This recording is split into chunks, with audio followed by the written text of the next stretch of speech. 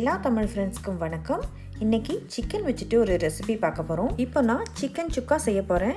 நிறைய வெரைட்டிஸ் இருக்குது. இன்றைக்கி நான் செய்ய போகிறது கேரளா ஸ்டைலில் ஒரு சிக்கன் சுக்கா ரெசிபி. இது சப்பாத்தி, நான், இடியாப்பம், புலாவ், அப்புறம் கீ ரைஸ் இது கூட எல்லாம் காம்பினேஷன் பர்ஃபெக்டாக இருக்கும். டேஸ்டியான இந்த ரெசிபியை எப்படி செய்கிறதுன்னு பார்க்கலாம் வாங்க. இப்போது முதல்ல தேவையான இன்க்ரீடியன்ட்ஸ் என்னெல்லாங்கிறத நோட் பண்ணிக்கோங்க. டீட்டெயில் லிஸ்ட்டை டிஸ்கிரிப்ஷன் பாக்ஸில் கொடுத்துருக்கேன், அதையும் கூட செக் பண்ணி பார்த்துக்கோங்க. இந்த ரெசிபி செய்கிறதுக்கு 1/2 கிலோ சிக்கன் எடுத்து அதில் கொஞ்சமாக டர்மரிக் பவுடர்லாம் ஆட் பண்ணி க்ளீனாக வாஷ் பண்ணி எடுத்து வச்சுருக்கேன். 2 மீடியம் சைஸ்ட் ஆனியன் தின் ஸ்லைசஸாக கட் பண்ணது, 2 க்ரீன் சில்லிஸ் சின்ன பீசஸாக கட் பண்ணினா, ஒரு டொமேட்டோ, கொஞ்சம் கறி லீஃப். இனி மசாலா பவுடர்ஸ் பார்த்துடலாம். 1/4 teaspoon turmeric powder, 1/4 teaspoon red chilli powder, 2 table spoon தனியா powder, 1/4 teaspoon pepper powder, 1/4 teaspoon garam masala powder. இது கூட ஒரு லெமன் வேணும். அதே மாதிரி எக்ஸ்ட்ரா டேஸ்ட்டுக்கு 1 table spoon chicken masala powder, அதே மாதிரி 2 டேபிள் ஸ்பூன் தயிரும் வேணும். நல்லா திக்கான தயிர் இருந்தால் நல்லாயிருக்கும். இப்போது க்ளீனாக வாஷ் பண்ணி எடுத்து வச்சுருக்கிற சிக்கனில் நம்ம மேரினேட் பண்ண போகிறோம். அதுக்காக நம்ம கட் பண்ணி வச்சுருந்த ஆனியன்ஸ்லேருந்து பாதி ஆனியன்ஸ் எடுத்து இந்த மாதிரி ஒரு கடாய் சூடு பண்ணி அதில் 2 டேபிள் ஸ்பூன் ஆயில் ஆட் பண்ணிக்கோங்க. போட்டுட்டு நம்ம பாதி ஆனியன்ஸை இதில் ஆட் பண்ணிவிட்டு அதை கோல்டன் ப்ரௌன் ஆகிற வரைக்கும் ஃப்ரை பண்ணி எடுக்கணும். ஆனியன்ஸை நிறைய எண்ணெயில் டீப் ஃப்ரையும் பண்ணலாம். நான் இங்கே 2 டேபிள் ஸ்பூன் ஆயில் மட்டும் யூஸ் பண்ணிவிட்டு இப்படி ஃப்ரை பண்ணி எடுக்கிறேன். இப்படி பண்ணாலே நல்லா கோல்டன் கலரில் ஆனியன்ஸ் ஃப்ரை ஆகிட்டு வரும்.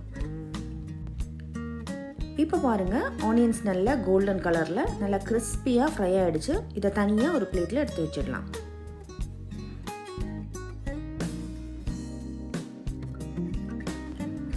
இப்போது சிக்கனை மேரினேட் பண்ணிடலாம். முதல்ல எல்லா மசாலா பவுடர்ஸையும் இந்த சிக்கனில் ஆட் பண்ணிக்கலாம்.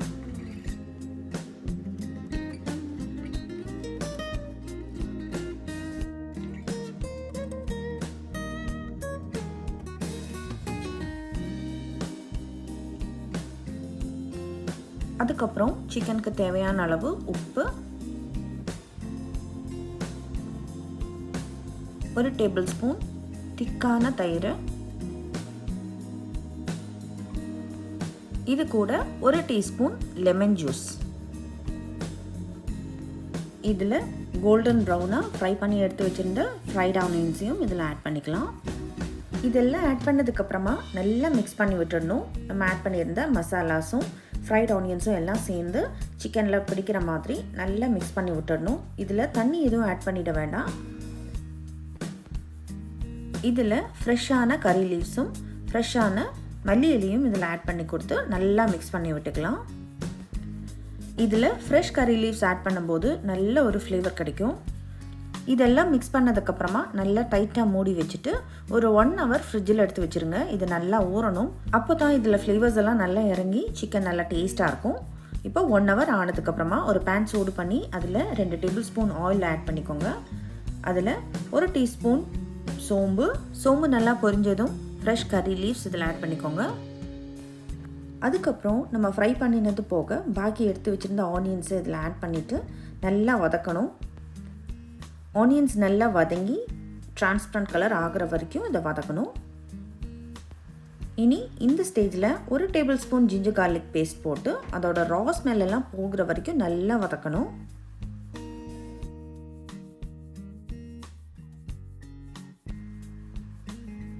நம்ம ஆட் பண்ணியிருந்த ஜிஞ்சர் கார்லிக் பேஸ்ட்டோட ரா ஸ்மெல் எல்லாம் போய் நல்லா வதங்கியாச்சு. இந்த ஸ்டேஜில் நம்ம மேரினேட் பண்ணி எடுத்து வச்சுருந்த சிக்கன் பீசஸை இதில் ஆட் பண்ணி கொடுத்துக்கலாம்.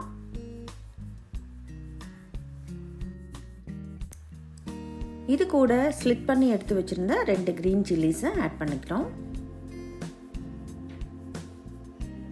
இதெல்லாம் நல்லா மிக்ஸ் ஆனதும் ஒரு டொமேட்டோ எடுத்து இதே மாதிரி சாப் பண்ணி எடுத்து வச்சுருந்தோம் இல்லையா, அந்த பீசஸையும் இதில் ஆட் பண்ணிக்கலாம்.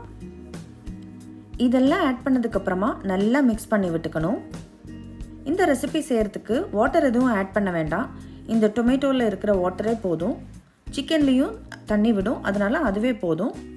இப்போ ஒரு மூடி போட்டு இதை மூடி வச்சுட்டு ஒரு 10 நிமிஷம் ஸ்லோ ஃப்ளேமில் குக் பண்ணணும். இப்போ பாருங்கள், தண்ணி எதுவும் ஆட் பண்ணாமையே இதில் நல்ல கிரேவி மாதிரி வந்திருக்கு. இதை இப்போ நல்லா மிக்ஸ் பண்ணி விடணும். இடையில ஒரு 5 நிமிஷத்தில் மூடி ஓப்பன் பண்ணிவிட்டு இதே மாதிரி மிக்ஸ் பண்ணி விட்டுட்டு குக் பண்ணணும். அப்போ தான் சிக்கன் நல்லா ஈவனாக ப்ராப்பராக குக் ஆகும். இப்போது இதை நல்லா மிக்ஸ் பண்ணியாச்சு. அதுக்கப்புறம் திரும்பவும் மூடி போட்டுட்டு ஒரு 5 நிமிஷம் இதை லோ ஃப்ளேமில் குக் பண்ண போகிறோம். இப்போ பாருங்கள் எவ்வளோ கிரேவி வந்திருக்குன்னு. இந்த ஸ்டேஜில் எடுத்தும் சர்வ் பண்ணலாம். இது சப்பாத்தி கூட எல்லாம் கூடி நல்லாயிருக்கும். நான் இன்றைக்கி கொஞ்சம் கூடி ட்ரையாக செய்ய போகிறேன். சிக்கனில் இந்த கிரேவியெல்லாம் நல்லா வற்றி ட்ரையாக வர்ற அளவுக்கு நான் குக் பண்ண போகிறேன். இதை மீடியம் ஹீட்டில் வச்சு இப்படி மிக்ஸ் பண்ணிகிட்டே இருக்கும்போது இப்போ பாருங்கள் நல்லா மிக்ஸ் ஆகிடுச்சு. இப்போ இதில் இருக்கிற கிரேவியெல்லாம் அப்சர்வ் ஆகி இப்போ சிக்கனோட சேர்ந்து வந்திருக்கு. பர்ஃபெக்டான டேஸ்டியான சிக்கன் சுக்கா இங்கே ரெடி ஆகிடுச்சு. இந்த சிக்கன் ரெசிபி கீ ரைஸ் கூட ஒரு ஃபேண்டாஸ்டிக் காம்பினேஷன்.